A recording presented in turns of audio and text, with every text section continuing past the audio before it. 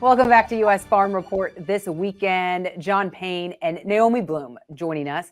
Naomi, when you look at planting progress across the U.S., I mean, for a lot of farmers, I talked to farmers in Iowa this week, Missouri, and like 13 inches of rain in the past couple weeks, it will not shut off. They have not been in the field maybe one day since late April. It's really concerning to a lot of them right now. It's top of mind for so many producers, and I hear it when I talk with them on the phone. We're hearing planting pace just continuing to linger, and we'll see how far we get on Monday afternoon's crop progress report. With 49% of corn planted last week, I'm very curious to see if we can get somewhere closer to the 65% level. Producers in Indiana, Ohio have not even started in some places. Talking to farmers in Iowa, they are telling me that they just can't keep it going because a half inch of rain will come in and that just stops them in their tracks, literally. So the market, of course, is aware of that. That's what's kept things supported for now. And we're very, very in tune with the slow planting place. And I've even heard producers talking prevent plant if it gets to that because they're so frustrated. So the market needs to continue to be aware of the slow planting pace. But what was interesting this week is that we saw corn, beans, and wheat post bearish reversals on charts.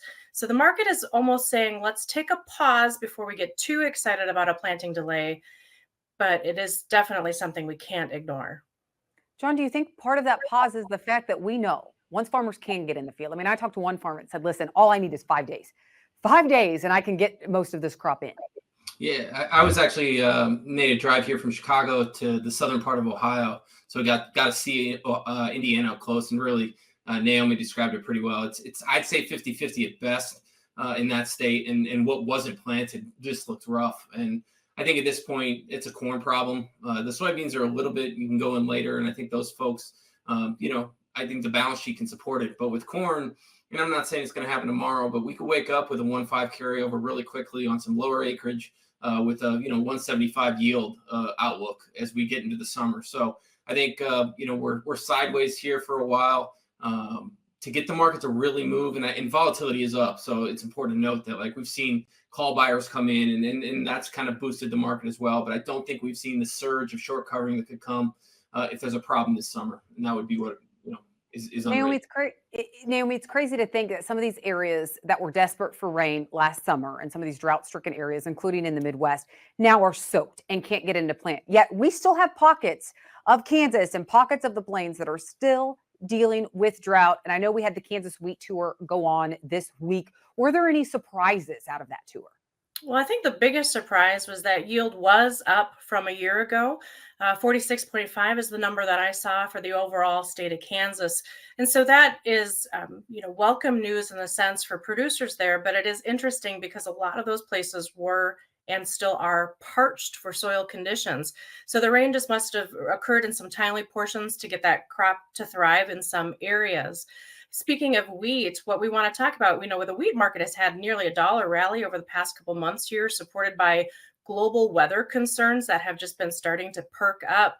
And July Chicago futures were so close to getting above the $7 mark earlier this week, but it felt like the market just had digested all of that bullish news, and $7 area was a price target. So the wheat market posted a bearish reversal, maybe again trying to say that, hey, some of this friendly news is priced in. This might be a great opportunity to make some sales, get caught up on sales, be thinking of future sales.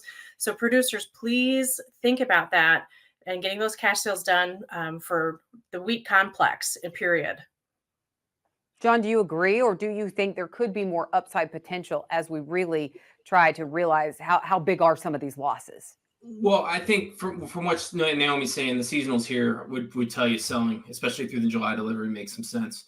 I think the longer term story really is looking at the prices that are being paid by the Russians, or I'm sorry, by the North Africans to Russia. Russia dominates the global stage, and you're starting to see prices inch higher, both in the Black Sea from Ukrainian and Russian offers, and then what's being paid by the Egyptians, which are kind of the market to watch. So, I think if there's something that's unpriced that comes from this war in the Black Sea that continues to rage into its third year, and we all kind of have fallen asleep to a degree on a lot of that. But volatility is up, and I repeat that it is high right now.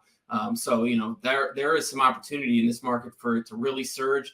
I think it's going to come on short covering from other markets, not the U.S. though. I think it's got to happen in the Black Sea or maybe even somewhere in Australia or South America, because I think those folks are the ones who are going to have a difficult time dealing with like a surge in margins, just based off the fact that they're borrowing a ton of capital to sell ahead. And that's a dynamic that I've seen firsthand here from guys we've worked with in South America.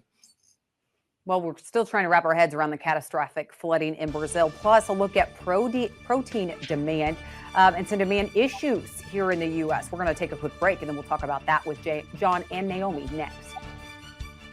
Watch Markets Now with Michelle Rourke on the Farm Journal YouTube channel, keeping you updated throughout the day on the markets at the open, midday, and close. Find out what moved the markets today and what to expect the market to do next.